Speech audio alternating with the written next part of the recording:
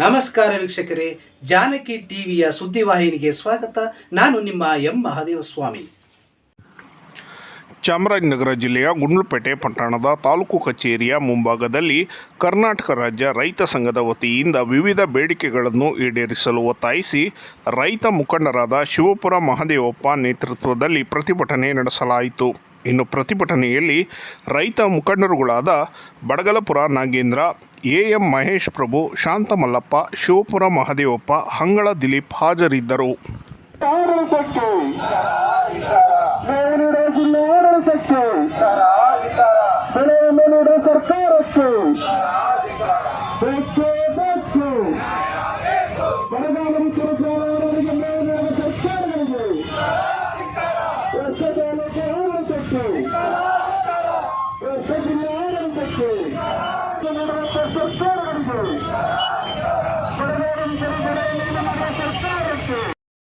ಕೇಂದ್ರ ಮತ್ತು ರಾಜ್ಯ ಸರ್ಕಾರಕ್ಕೆ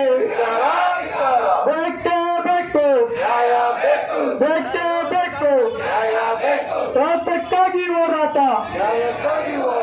ಜಾತಿಗಾಗಿ ಹೋರಾಟ, ಜಾತಿಗಾಗಿ ಹೋರಾಟ, ಸ್ವಾತಂತ್ರ್ಯಕ್ಕಾಗಿ ಬೇಕೇ ಬೇಕು.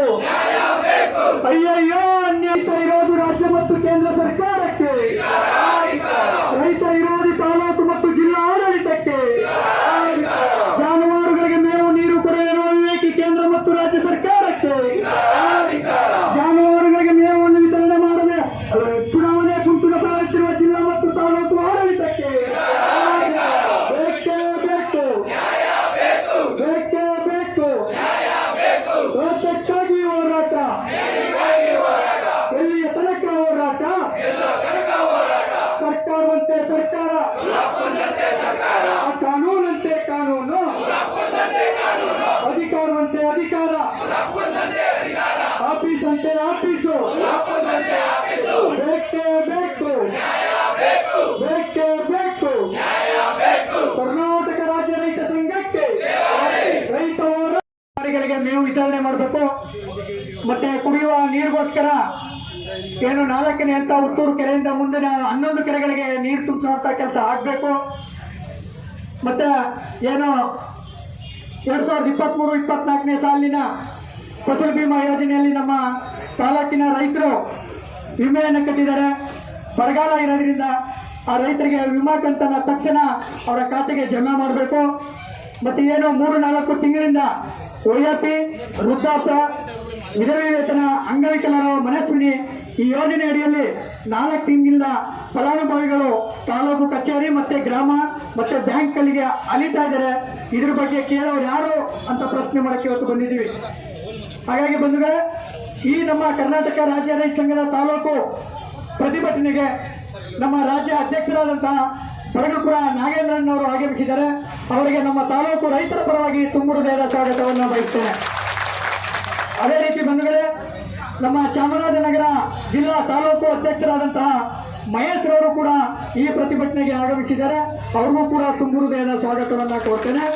ಜೊತೆಗೆ 7ನೇ ತಾರೀಕು ಏನು ನಮ್ಮ ಗುಂಡ್ಲುಪೇಟೆ ತಾಲೂಕಿಗೆ ರಾಜ್ಯ ಅಧ್ಯಕ್ಷರು ಆಗಮಿಸಿದ್ರು, ಆ ಸಂದರ್ಭದಲ್ಲಿ 2 ಗ್ರಾಮ ಘಟಕಗಳನ್ನು ಉದ್ಘಾಟನೆ ಮಾಡಿ ಸುಮಾರು 7-8 ಗ್ರಾಮಗಳಲ್ಲಿ ನಾವು ಪ್ರವಾಸವನ್ನು ಮಾಡಿ 4 ತಾಲೂಕಿನಲ್ಲೂ ಕೂಡ ಅಲ್ಲಲ್ಲಿ ಗ್ರಾಮಗಳಿಗೆ ನಮ್ಮ ಕಾರ್ಯಕರ್ತರನ್ನ ಕಳಿಸಿ ಭೇಟಿ ಮಾಡಿ ಅಲ್ಲಿ ಒಂದು ಪರಿಶೀಲನೆ ಮಾಡಿ ನಾವು ಒಂದು ವರದಿಯನ್ನು ತಯಾರು ಮಾಡಿರ್ತಕ್ಕಂಥದ್ದು ತಮ್ಮೆಲ್ಲರಿಗೂ ಗೊತ್ತಿರ್ತಕ್ಕಂಥ ವಿಚಾರ. ವಿತರಣೆ ಮಾಡಿ ಕುಡಿಯಲು ಮುಂದಿನ ಕೆರೆಗಳಿಗೆ ನೀರು ತುಂಬಿಸುವಂತ ಯೋಜನೆಗೆ ಮತ್ತು ಏನು ಈ ವಿಡೋ ಪೆನ್ಷನ್ಗಳಿವೆ ಅವನ್ನ ತಕ್ಷಣ ಬಗೆಹರಿಸ್ತಕ್ಕಂಥದ್ದು. ಜೊತೆಗೆ 2023-24ನೇ ಸಾಲಿನಲ್ಲಿ ಏನು ಫಸಲ್ ಬಿಮಾ ಯೋಜನೆಯಲ್ಲಿ ಸುಮಾರು 6,000 ಜನ ರೈತರು ನಮ್ಮ ತಾಲೂಕಿನಲ್ಲಿ ಇದೀಗ ಫಸಲ್ ಬಿಮಾ ಯೋಜನೆಯಲ್ಲಿ ಹಣವನ್ನು ಪಾವತಿ ಮಾಡಿದರೆ ಅವರ ಖಾತೆಗೆ ಜಮಾ ಆಗಬೇಕು. ಮತ್ತೆ 4 ವಿಚಾರಗಳನ್ನ ಇಟ್ಕೊಂಡು ನಾವು 15ನೇ ತಾರೀಕಿನೊಳಗೆ ತಾಲೂಕು ಆಡಳಿತ, ಜಿಲ್ಲಾಡಳಿತ ಇದರ ಬಗ್ಗೆ ಕ್ರಮ ತೆಗೆದಿದೆ ಪ್ರತಿಭಟನೆಯನ್ನು ಮಾಡಬೇಕಾಗುತ್ತದೆ ಅಂತ ಹೇಳಿ ನಾವು ಒಂದು ಎಚ್ಚರಿಕೆಯನ್ನು ರಾಜ್ಯಾಧ್ಯಕ್ಷರ ಜೊತೆಗೆ ರಾಜ್ಯಾಧ್ಯಕ್ಷರು ನಮ್ಮ ತಾಲೂಕಿಗೆ ಕೊಟ್ಟಿದ್ರು. ಹೌದಾನೆ? ಇದು ಮಾಧ್ಯಮದಲ್ಲೆಲ್ಲ ಕೂಡ ಪ್ರಚಾರವಾಗಿದೆ. ಅವತ್ತು ಮಾಧ್ಯಮ ಮಿತ್ರರಿಗೂ ಕೂಡ ಆ ವಿಚಾರವನ್ನು ಕಳಿಸ್ಕೊಟ್ಟು ಮಾಧ್ಯಮದವರು ಕೂಡ ಅದನ್ನ ಪ್ರಚಾರ ಮಾಡಿ ಇಡೀ ತಾಲೂಕಿನ ಜನಕ್ಕೆ ಗೊತ್ತಾಗಿದೆ.